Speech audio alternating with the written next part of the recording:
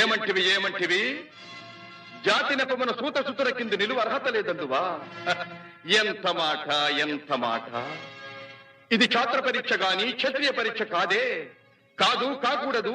ఇది కుల పరీక్ష ఎందువా? నీ తండ్రి భరద్వాజుని జననమెట్టిది. అతి జుగుప్సాకరమైన నీ సంభవం ఎట్టిది. మట్టి కుండలో పుట్టితివి కదా. నీది ఏ కులము? ఇంత ఏల అస్మత్ పితామహుడు కురుకుల వృద్ధుడైన ఈ శాంతనవుడు శివసముద్రుల భార్యవు గంగాగర్భమున జనించలేదా?